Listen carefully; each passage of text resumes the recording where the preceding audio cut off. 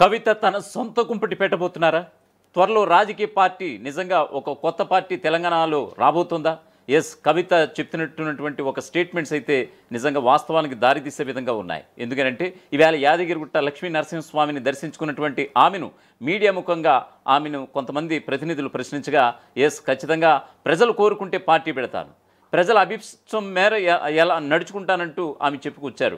మరొక వైపు ప్రజల యొక్క ప్రజలు కోరుకుంటే తప్పకుండా రాజకీయ పార్టీ పెడితే నాకు కాదు ప్రజలకు మేలు జరగాలి, ప్రజాభిప్రాయం ఏంటో తెలుసుకోవడానికి జనం బాటే కార్యక్రమం పెట్టాను. ఈ నెల 25 నుంచి 4 నెలల పాటు జనం బాట కార్యక్రమం కొనసాగబోతోంది. అన్ని వర్గాలను కలిసి వారి సమస్యలను ఖచ్చితంగా తెలుసుకుంటానంటూ కూడా తెలంగాణ జాగృతి అధ్యక్షురాలుగా ఉన్నటువంటి కవిత ఈ స్టేట్మెంట్ చేయడం నిజంగా ఆమె ఈ యొక్క ఎప్పుడైతే బీఆర్ఎస్ నుంచి వచ్చేసారో, మరోవైపు బీఆర్ఎస్ ప్రాథమిక సభ్యత్వానికి, మరోవైపు ఎమ్మెల్సీ పదవికి రాజీనామా చేసినటువంటి ఆమె నిజంగా కవిత ఖచ్చితంగా జాగృతి పేరుతో ఒక పార్టీ అయితే రాబోతుందనేటువంటి ఊహాగానాలు అనేక వార్తలు పుంకానుపుంకాలుగా వచ్చాయి. సో ఈ క్రమంలో ఆమెని ప్రశ్నించగా, మీడియా ప్రతినిధులు ప్రశ్నించగా ఈ రకంగా స్టేట్మెంట్ ఇచ్చినటువంటి పరిస్థితి. జనం బాట పేరుతో ఆమె ప్రజా సమస్యల్ని తెలుసుకుని ఖచ్చితంగా రాజకీయ పార్టీ ఖచ్చితంగా 4 నెలల తర్వాత ఖచ్చితంగా ఏదో ఒక పార్టీ అనౌన్స్ చేసే అవకాశాలు చాలా స్పష్టంగా కనిపిస్తున్నాయనేది ఆమె మాటల ద్వారా తెలుస్తుందనేది పలువురు రాజకీయ వక్తలు సైతం చెప్తున్నటువంటి పరిస్థితి. సో ఈ క్రమంలో దీనికి సంబంధించినటువంటి పూర్తి అప్డేట్స్ ఇవ్వడానికి మా ప్రతినిధి సురేష్ని అడిగి దీనికి సంబంధించి పూర్తి అప్డేట్స్ తెలుసుకుందాం. సురేష్, చెప్పండి, ఎలాంటి ఈ వ్యాఖ్యల్ని ఎలా అర్థం చేసుకోవాలి? మీకు ఉన్నటువంటి అప్డేట్స్ ఏమిటి? కవిత నిజంగానే సొంత కుంపటికి తెరలేకపోతున్నారంటే కనుక చాలామంది అవుననే సందర్భం వస్తుంది. ఏమంటారు సురేష్?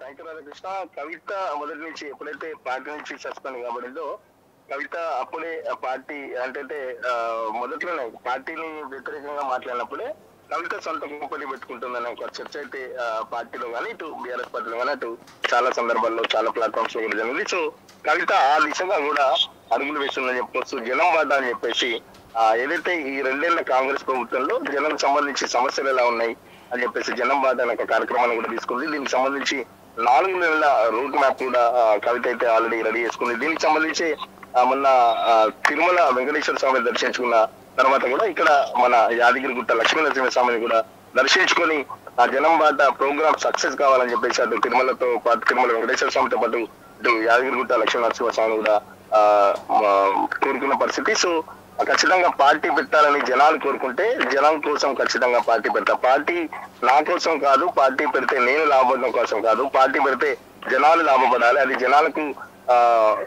జనాలకు అక్కడికి వచ్చేలాగా ఉండాలని చెప్పేసి, అలాంటి పార్టీలో ఉండాలని చెప్పేసి దాదాపు వేరే రాష్ట్రాల్లో కూడా తను కొన్ని కోల్ చేస్తూ ప్రాంతీయ పార్టీల అవసరం గురించి కూడా చెప్పింది. తమిళనాడులో ఎన్ని పార్టీలు ఉన్నాయి, సో ఎన్ని పార్టీలు అని చెప్పేసి కూడా చెప్పింది. సో మొదటి నుంచి కేసీఆర్ తోని వ్యతిరేకించి, పార్టీ విధానానికి సంబంధించి వ్యతిరేకించి బయటికి వచ్చినప్పుడే కవిత పార్టీ పెడుతుందని ఒక పెద్ద ఎత్తున ప్రచారం అయితే జరిగింది. సో ఇప్పుడు ఆ దిశగా కవిత అడుగులు వేస్తుందని చెప్పొచ్చు.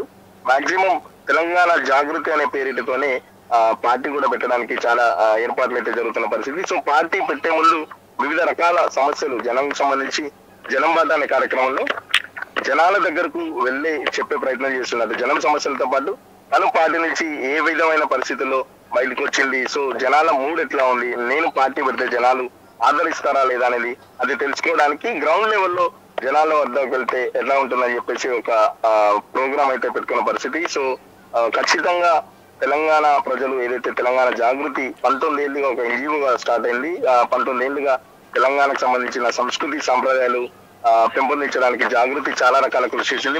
మొన్న అటు సింగరేణికి సంబంధించి సింగరేణి జాగృతిని అయితే ఎప్పుడైతే బీఆర్ఎస్ పార్టీ నుంచి బయటకు వచ్చిందో జాగృతిని స్ట్రెంథెన్ చేసుకోవడానికి కవిత ఏ ఒక్క అవకాశాన్ని కూడా వదులుకోవట్లేదు. మొన్న సింగరేణికి సంబంధించి, ఎందుకంటే సింగరేణిలో గతంలో బీఆర్ఎస్ పార్టీగా ఉన్నప్పుడు బీఆర్ఎస్ పార్టీ గౌరవ అధ్యక్షురాలుగా టీజీబీఏ కేసు అని తెలంగాణ బొగ్గు గని కార్మిక సంఘం టీజీబీ కేసు గౌరవ అధ్యక్షురాలు కూడా కొనసాగింది. సో ఆల్ ఆఫ్ సడన్ గా తనను తీసేసిన వెంటనే కొప్పులీశ్వర్ కూడా ఇవ్వడంతో సో సింగరేణి జాగృతి అని కూడా జాగృతికి సంబంధించి అనుబంధ సంస్థ కూడా సింగరేణిలో తనకంటూ ఒక వర్గం ఉండాలని చెప్పేసి సింగరేణి జాగృతితో పాటు మొన్న టీచర్లకు సంబంధించిన సమస్యలతో పాటు కూడా టీచర్లకు సంబంధించి అసలు జాగృతిలో మొదటి నుంచి జిల్లా అధ్యక్షులు కూడా టీచర్లే ఉన్నారు. జాగృతికి సంబంధించిన మొత్తం డెవలప్మెంట్ అంతా గతంలో టీచర్లు ఉపాధ్యాయులు చూసుకున్నారు కాబట్టి సో టీచర్లకు సంబంధించిన సమస్యలకు సంబంధించి కూడా టీచర్లకు సంబంధించి ఒక జాగృతి వర్గాన్ని కూడా ఏర్పాటు చేసుకున్న పరిస్థితి. మొన్న చిక్కడపల్లి లైబ్రరీకి వచ్చి కూడా నిరుద్యోగ సమస్యలు ఉన్నాయి, అప్పుడు కూడా చాలా ఇంట్రెస్టింగ్ కామెంట్ చేసింది. గత 10 ఏళ్లలో మా నిరుద్యోగుల్ని పట్టించుకోలేదు అని చెప్పేసి కేసీఆర్ కూడా మా ప్రభుత్వ హయాంలో కూడా అప్పటి మా ప్రభుత్వ హయాంలో నేను కానీ సురేష్ వాస్తవానికి ఇప్పుడు ఆల్రెడీ ఈ 4 నెలలు అంటే 25వ తారీఖు నుంచి మొదలు 4 నెలలు నేను జనంబాట కార్యక్రమం పేరుతో జనాల్లోనే ఉంటానన్నటువంటి ఆమె నిజంగా ఒక రాజకీయ చతురతతోనే ఈ 4 నెలలు ఈ కాలం తీసుకున్నారా అని అంటే కనుక అనేక అనుమానాలు కలుగుతున్నాయి. ఎందుకంటే ఒకవైపు జూబ్లీహిల్స్ బైపోల్ ఇప్పుడు నేడో రేపు రాబోతోంది, దాని తర్వాత ఖచ్చితంగా సర్పంచ్ ఎన్నికలకి వెళ్ళే ఆలోచనలు ఇప్పుడు ప్రభుత్వం కూడా ఉంది. సో ఈ 4 నెలల్లో ఇటు సర్పంచ్ ఎన్నికలు ఇటు జూబ్లీహిల్స్ బైపోల్ జరిగిపోతున్నందున ఈమె ఆ ఎన్నికలకు దూరంగా ఉండడానికి గల కారణం ఏమని భావించవచ్చు అంటారు?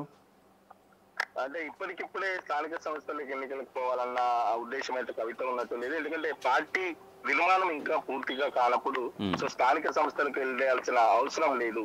ఎందుకంటే మాకు స్థానిక సంస్థలకు వెళ్లాల్సిన అవసరం లేదని కూడా, అంటే సంస్థాగత నిర్మాణం చేపట్టాకనే ఎన్నికలకు వెళ్దామన్న ఆలోచనలు ఉండబట్టి జనంబాట కార్యక్రమం చేపట్టారని అనుకోవచ్చు అంటారా?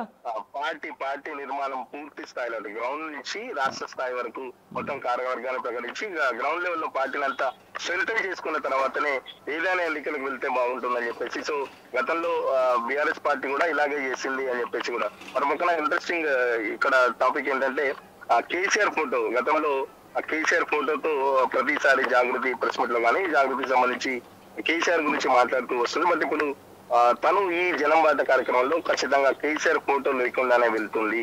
ఎందుకంటే ఇప్పటికీ తను ఒక బీఆర్ఎస్ ప్రెసిడెంట్ గా ఉన్నారు, ప్రతిపక్ష హోదాలో ఉన్నారు. సో ఇంకా కేసీఆర్ ఫోటో వాడుకుంటే జనాల్లోకి తప్పుడు సంకేతాలు పోతాయి కాబట్టి కేసీఆర్ ఫోటో లేకుండానే జనంబాటకు వెళ్లే ఆలోచనలో కూడా కవిత ఉన్నట్టు సమాచారం.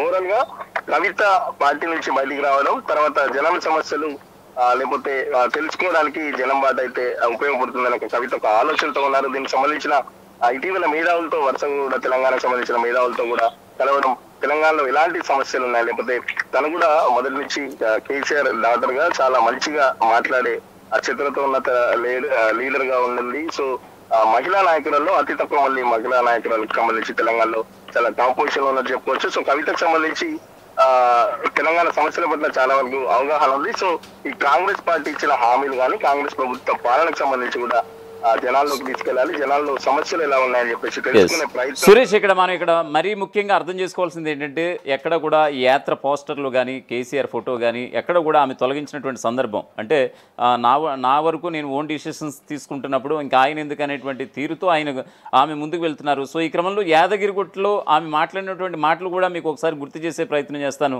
తెలంగాణ వచ్చాక కేసీఆర్ గారు యాదాద్రిని చక్కగా పునర్నిర్మించారట. యాదాద్రి ప్రాశస్త్యాన్ని కాపాడే విధంగా ఇప్పుడున్న ప్రభుత్వం ప్రయత్నం చేయాలని కూడా సూచించారు, హితబోధ చేశారు రేవంత్ రెడ్డికి. మేము వస్తుంటే విచిత్రమైనటువంటి హోర్డింగ్లు చూసాం, అలా కాకుండా తిరుమలలో మాదిరిగా స్వామివారి హోర్డింగ్లు చిత్రపటాలు ఉండేలా చూడాలంటూ కూడా ముఖ్యమంత్రి రేవంత్ రెడ్డికి ఆమె హితబోధ చేసినటువంటి తీరు చూస్తుంటే ఇక్కడ కూడా తండ్రి పాలనని తండ్రిని కొనియాడుతున్నటువంటి తీరుని ఏ విధంగా అర్థం చేసుకోవాలి? అంటే డెఫినెట్ గా అంటే మీరు అన్నట్టు కేసీఆర్ ఫోటో లేకుండా జనంబాట ప్రోగ్రామ్ వెళ్ళడం ఒక అయితే మరి పక్కన అంటే యాదాద్రి టెంపుల్ ఏదైతే మా ప్రభుత్వ హయాంలో అప్పుడు కేసీఆర్ కట్టించాడు కాబట్టి ఖచ్చితంగా అది కేసీఆర్ ని క్లైమ్ చేసుకునే పద్ధతి. మరి పక్కన ఫ్లెక్సీల గురించి హోర్డింగ్స్ గురించి మాట్లాడితే వెళ్లే దారిలో దాదాపు కమర్షియల్ ఫ్లెక్సీలు కనబడుతున్నాయి. సో ఆధ్యాత్మిక సంబంధించిన ఫ్లెక్సీలు కానీ ఆధ్యాత్మిక సంబంధించిన అటు యాదగిరికి సంబంధించిన హోర్డింగ్స్ ఉంటే బాగుందని చెప్పేసి రేవంత్ రెడ్డికి సంబంధించి అంటే ఇప్పుడున్న ప్రభుత్వం మా ప్రభుత్వం హయాంలో మా డాడీ ఉన్నప్పుడు ప్రభుత్వ హయాంలో యాదాద్రిని చాలా అద్భుతంగా గుడిని నిర్మించడం జరిగింది. సో దాని డెవలప్మెంట్ కానీ దానికి సంబంధించిన కంటిన్యూ చేయాలని చెప్పేసి రేవంత్ రెడ్డి కూడా సూచించిన పరిస్థితి. Okay Suresh, thank you for updates. మొత్తానికి కవిత ఇవాళ యాదగిరిగుట్ట లక్ష్మీ నరసింహస్వామిని దర్శించుకున్నారు. జనంబాట కార్యక్రమంతో ఈ నెల 25 నుంచి 4 నెలల పాటు జనంలో ఉండబోతున్నారు ఎమ్మెల్సీ కవిత. ఎందుకంటే ఆమె రాజీనామా చేశారు కానీ ఎమ్మెల్సీ పదవికి ఎక్కడ కూడా రిజైన్ చేయలేనటువంటి పరిస్థితి. సో అసలు కవిత ఏమంటున్నారు అనేది డైరెక్ట్గా ఆ మాటలోనే ఒకసారి తెలుసుకునే ప్రయత్నం చేద్దాం.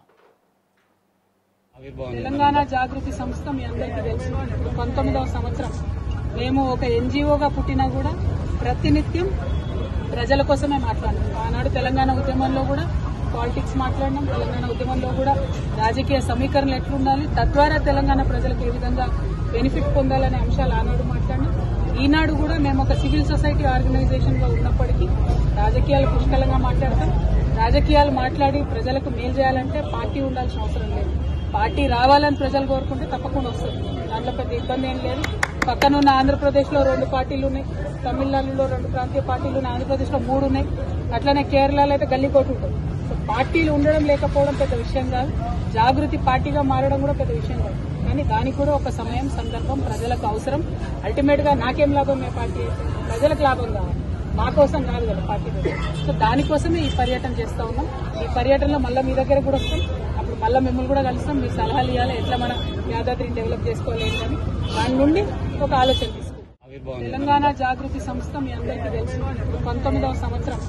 మేము ఒక ఎన్జిఓగా పుట్టినా కూడా ప్రతినిత్యం ప్రజల కోసమే మాట్లాడినాం. ఆనాడు తెలంగాణ ఉద్యమంలో కూడా పాలిటిక్స్ మాట్లాడినాం. తెలంగాణ ఉద్యమంలో కూడా రాజకీయ సమీకరణలు ఎట్లుండాలి, తద్వారా తెలంగాణ ప్రజలకు ఏ విధంగా బెనిఫిట్ పొందాలనే అంశాలు ఆనాడు మాట్లాడినాం. ఈనాడు కూడా మేము ఒక సివిల్ సొసైటీ ఆర్గనైజేషన్ గా ఉన్నప్పటికీ రాజకీయాలు పుష్కలంగా మాట్లాడతాం. రాజకీయాలు మాట్లాడి ప్రజలకు మేలు చేయాలంటే పార్టీ ఉండాల్సిన అవసరం లేదు. పార్టీ రావాలని ప్రజలు కోరుకుంటే తప్పకుండా వస్తుంది. దాంట్లో పెద్ద ఇబ్బంది ఏం లేదు. పక్కనున్న ఆంధ్రప్రదేశ్లో 2 పార్టీలు ఉన్నాయి, తమిళనాడులో 2 ప్రాంతీయ పార్టీలు ఉన్నాయి, ఆంధ్రప్రదేశ్లో 3 ఉన్నాయి, అట్లనే కేరళలో అయితే గల్లీకోటు ఉంటుంది. సో పార్టీలు ఉండడం లేకపోవడం పెద్ద విషయం కాదు, జాగృతి పార్టీగా మారడం కూడా పెద్ద విషయం కాదు. కానీ దానికి కూడా ఒక సమయం, సందర్భం, ప్రజలకు అవసరం. అల్టిమేట్ గా నాకేం లాభం ఏ పార్టీ అయితే? ప్రజలకు లాభం కావాలి, మా కోసం కాదు కదా పార్టీ. సో దానికోసమే ఈ అసలైన తొలి వెలుగు. ఫాలో వాట్సాప్ @తొలి వెలుగు official.